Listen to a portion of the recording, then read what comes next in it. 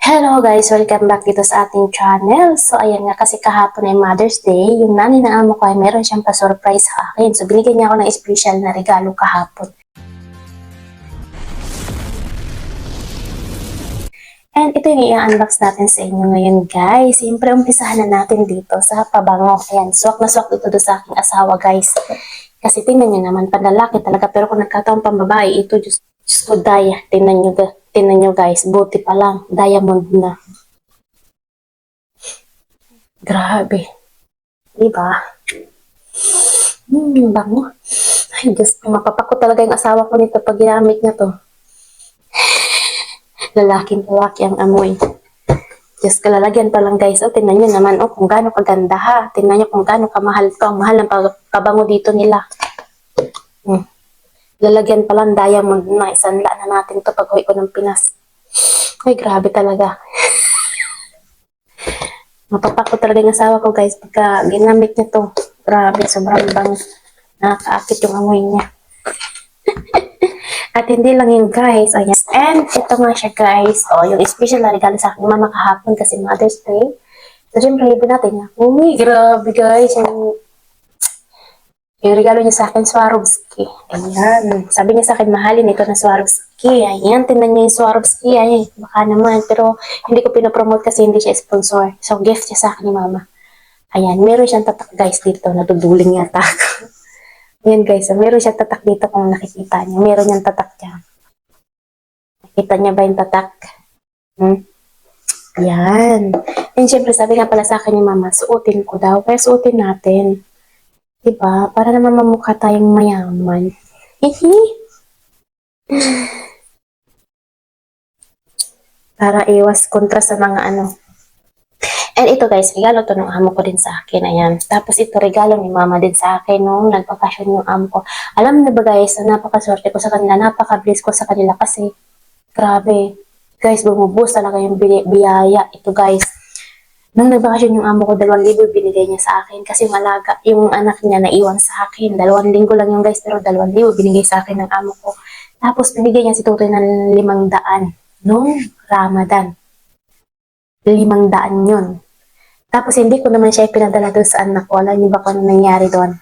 Hindi lang ako yung natulungan ng amo ko, pati yung kapatid ko. Kasi yung kapatid ko doon sa mga binigay ng amo ko, natutulungan ko yung kapatid ko na magkaroon ng mapagawa niya yung kanyang bahay, na magkaroon siya ng bahay.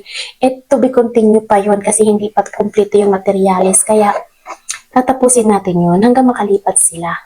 So hindi lang doon nagtatapos yun. Kasi kailangan pa natin tulungan hanggang maging okay na sila.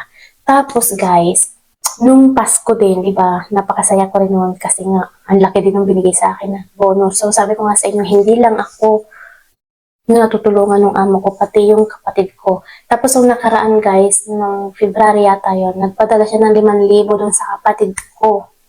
Pinadalhan niya ng 5,000. Kasi nga, sabi ko, tanggalin niya doon sa sahod ko. Pero hindi niya tinanggal. Sabi niya sa akin, hindi nabigay ko yan sa kanya.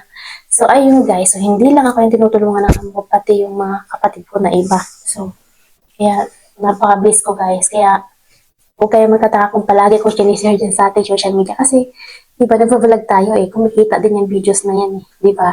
Malay niya yung mga nakikita niyang videos na yan, mapupunta rin yan sa inyo, ng mga nanonood ng video na yan. Someday, di ba? Kaya napaproud ako na i-share ko sa inyo lahat. Alam niyo, nasisilaw ako dun sa ilaw ng camera ko. Kaya lumalabo na yung mata ko. So, yun lang guys. And ngayon nga, nung isang araw, pumasok yung amo ko dito. Nagkukwentuhan kami dalawa kasi umupo siya doon. Nagkukwentuhan kami dalawa. Tapos sabi niya, kumusta yung anak mo? Sabi ko, ang saya-saya ko nga kasi nga may honor si Tutoy. Marami siya natanggap na ribbon. Tapos sabi niya, patingin. So sabi ko, mag-graduation na sila ngayon, 29. Sabi niya, gusto kong makita, pwede ba ipa-video mo sila kasi gusto kong makita yung anak mo. Sabi niya ganyan. Sabi ko, sige, sabihin ko doon sa sister-in-law ko. Tapos sabi niya, bibigyan ko siya ng regalo. Tapos ngayon guys, binigyan ako ng amo ko ng 300 real para lang doon sa anak ko.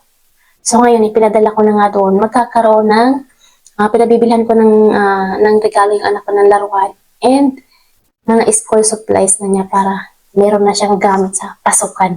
So maraming salamat sa amo ko kasi hindi lang ako yung tinutulungan niya, pati yung anak ko, yung iba kong kapatid na yung binibigay niya sa akin, napupunta sa kanila.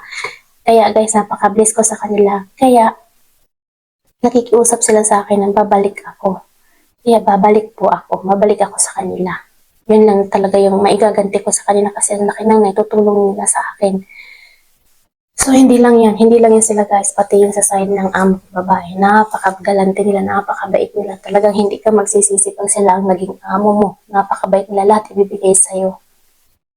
Yun, baka nawala na yung microphone natin, wala na naman boses to, ulit na naman ako mag-vlog. Sakit pa naman sa bunganga.